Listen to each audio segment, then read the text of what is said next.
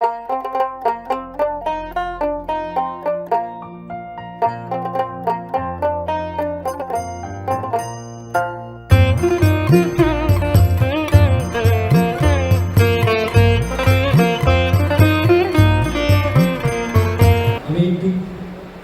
গানটার সাথে আমার একটা অনুভবের কথা বলি। 40-এর দশকে পেন বলে একটা সংস্থা সারা পৃথিবী জুড়ে সমীক্ষা চালিয়েছিল যে পৃথিবীর শ্রেষ্ঠ রাজা কে।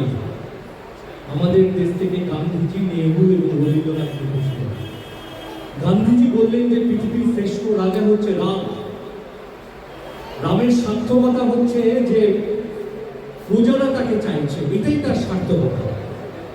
আর নেহরু লিখেছিলেন যে পৃথিবীর শ্রেষ্ঠ রাজা হচ্ছে অশোক, যে সিংহাসনের জন্য নিজের ভাইয়ের রক্তে স্নান করতে পারে।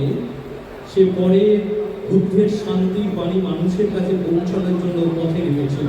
এই জন্য অন্ধকারের সাথে আলোর যুদ্ধ। আর রবীন্দ্রনাথ কি লিখেছিলেন জানেন? রবীন্দ্রনাথ খসখস করে লিখে দিয়ে দিচ্ছিলেন পৃথিবীর শ্রেষ্ঠ রাজা মানুষ, মানুষ আর মানুষ। এখানেই রবীন্দ্রনাথ। এখন আমাদের বেহালা জনপথে 5 দিন ধরে রবীন্দ্রনাথকে নিয়ে মানুষের কাছে পৌঁছানো একটা সংস্থা। আপনারা সবাই জানেন যে বেহালা সাংগীতিক, এটা মানুষের হৃদয়ের কাছে, বুকের কাছে কোথায় যেন উল্কি দিয়ে লেখা একটি নাম।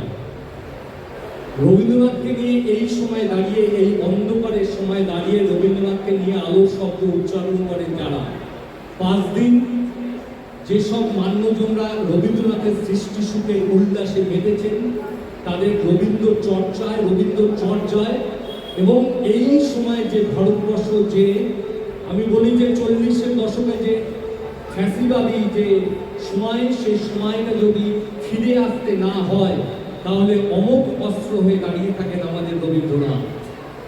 যারা এই 5 দিন রবীন্দ্রনাথকে বুকের কাছে প্রদীপ জ্বালিয়ে রেখেছেন, তাদেরই মান্য সম্পাদক কৃষ্ণেন্দু দাস আমাদের মধ্যে উপস্থিত।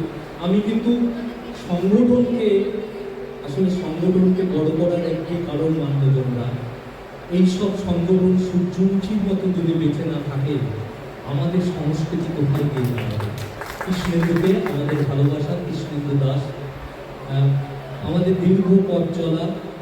আবার বলছি, কোনো ব্যক্তির স্তুতি এখানে হবে না, শুধু রবীন্দ্রনাথ জড়িয়ে থাকবেন। কৌশিকদার থেকে মাইক্রোফোন নেওয়ার একটি কারণ, বিবিএস কলকাতা না, পশ্চিমবঙ্গে এখন একটা বড় নাম ওড়িশা বেহালা সাংগীতিক। তখন হাততালি দেবো না তো, ওখানে যারা আমরা মেম্বার। এই মুহূর্তটা ক্যামেরাবন্দি থাকুক। এরপরে সোনালী রায়চৌধুরী ম্যাডাম বিবিএস এর পক্ষ থেকে যারা আজকে সঙ্গীতের জন্য এসেছেন, তারা নিজেদেরকে একটু আয়োজন করে বসাটা করে নিন। আর যারা ওপরে দাঁড়াবেন তারা দুজন এসে পেছনে দাঁড়ান, আপনারা বসা আয়োজন করে নিন। এবং সেই সংগঠনের সেক্রেটারিকে পাওয়া গেছে কৃষ্ণেন্দু দাস মহাশয়। এই অবস্থাতে তাকে আমরা সম্মাননা দিয়ে আরাধ্যা সম্মানিত হয়েছে। যদি এটুকু সহযোগিতা আপনারা কৃষ্ণেন্দু দাকে একটু অপেক্ষা করতে অনুরোধ জানাই, কারণ সংগঠনের লোকজনেরা আসবেন, পিছনে আবৃত্তি শিল্পীও দাঁড়িয়ে আছেন, আর সেক্রেটারি স্বয়ং থাকবেন। সেটা থেকে বড় কিছু হয় না। ম্যাডাম আপনারা বসে যান, চলে আসুন। আর যারা ওপরে আসবেন তারা 2-3 জন চলে আসুন। সম্মাননা জ্ঞাপনের জন্য ডাক পাঠাচ্ছি ডক্টর পৃথা ভট্টাচার্য এবং লোপামুদ্রা ম্যাডামকে। বরং কৃষ্ণেন্দুদাকে একটু মঞ্চে যাওয়ার জন্য অনুরোধ করুন। ওরকমভাবে ঘুরে ঘুরে করলে হবে। এবং একটা বড় করে করতালি, কিন্তু তখন যারা সামনে বসবেন তারা আস্তে আস্তে বসে যেতে থাকুন। সুন্দর দেখতে লাগবে চিত্রপটটা। এটা এদিকে নিন ম্যাডাম, বেডের পাশে সামনে থেকে ফেলো। কৃষ্ণেন্দুদাকে একটু সামনের দিকে তাকাতে অনুরোধ করুন। ক্যামেরাটাও ইম্পর্টেন্ট তো।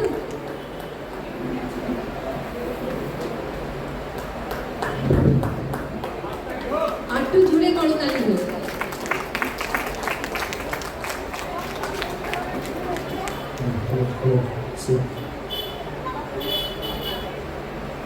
আমরা আরাধ্যার পক্ষ থেকে কৃষ্ণেন্দু দাসকে সম্বর্ধনা দিলাম। আমরা গর্বিত, আমরা এক লাইন কিছু বলার অ্যারেঞ্জ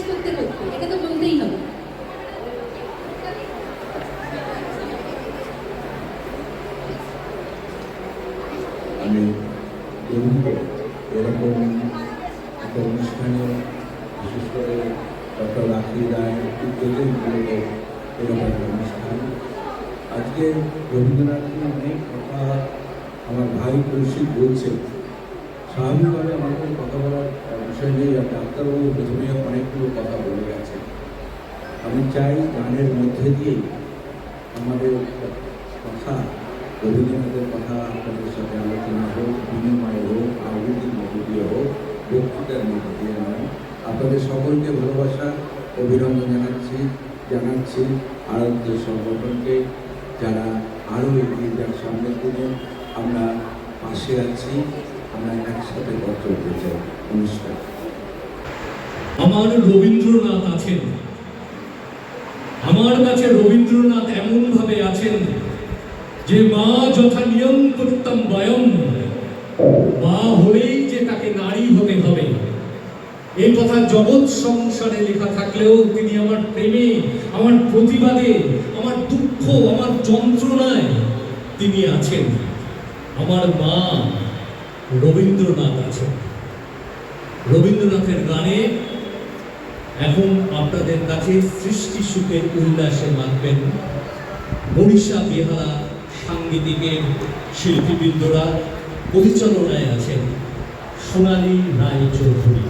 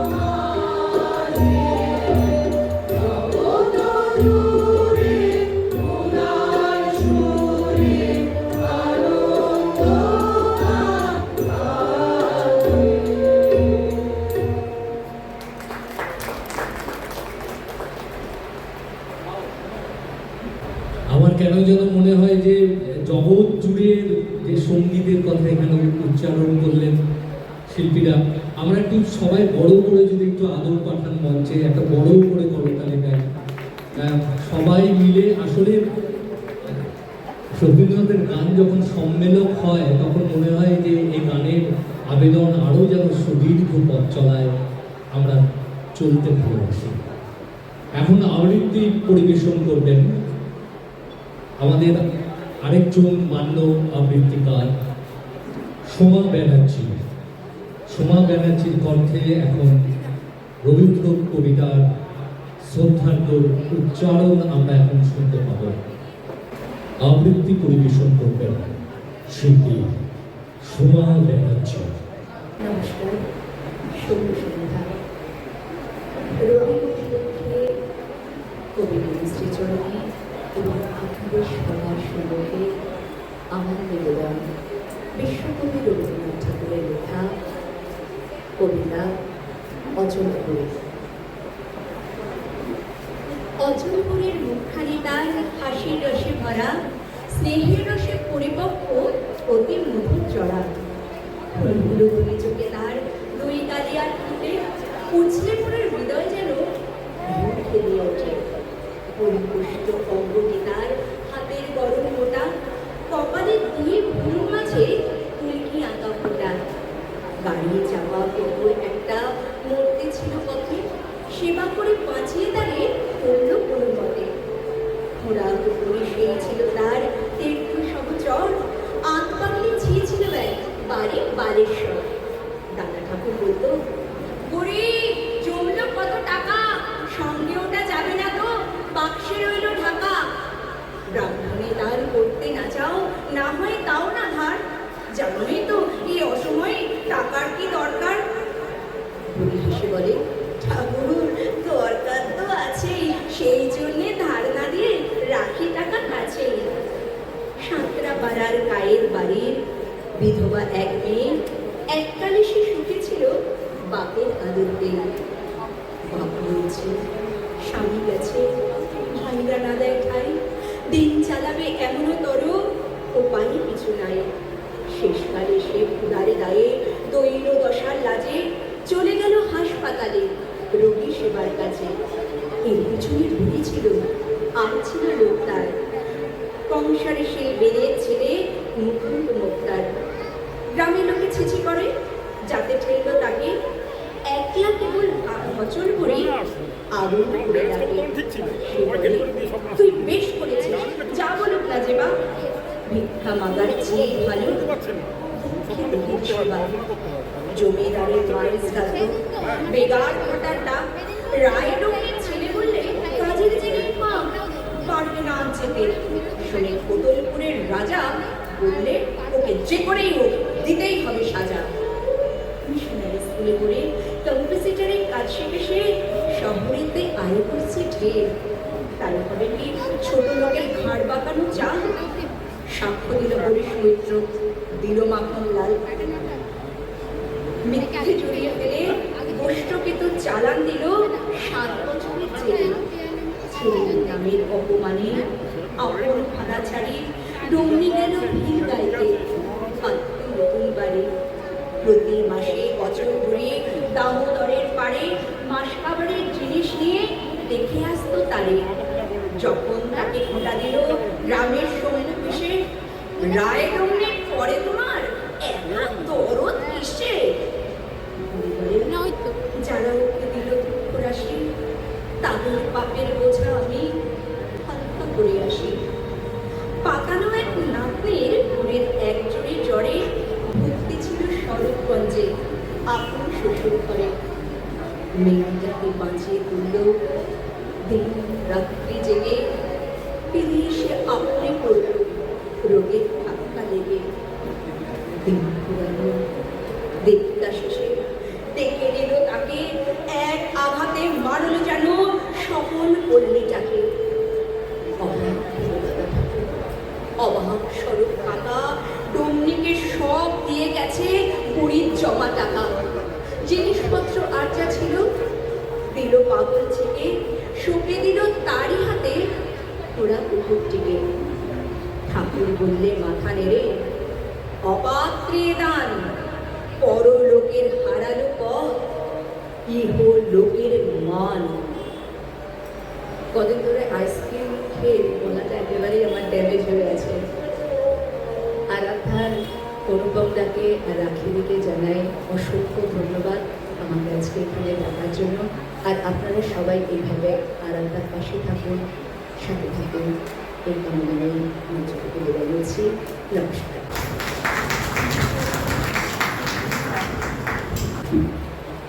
রবীন্দ্রনাথ তার স্বদেশ সম্পর্কে বলছেন যে একটা মানচিত্র মানেই আমি তাকে দেশ মনে করি না, মানচিত্রের ভেতরের মানুষের কষ্ট, দুঃখ, যন্ত্রণা এবং শুধু তাই নয়, যে সাঁতরঙার যে দীর্ঘ অনুভূতি মানেই হচ্ছে একটা দেশ।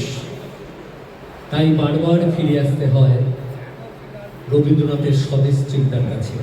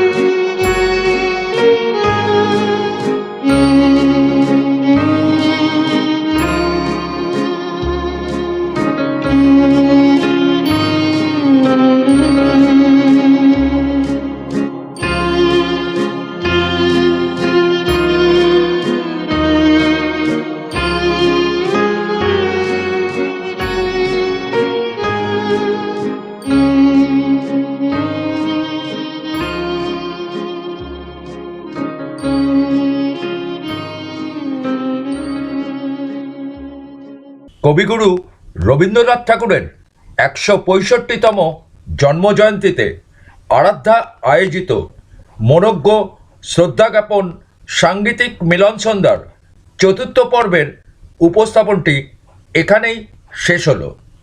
চিত্রগ্রহণ ও উপস্থাপনে ছিলাম আপনাদের সকলের ভালোবাসার শ্যামল কুমার চ্যাটার্জি।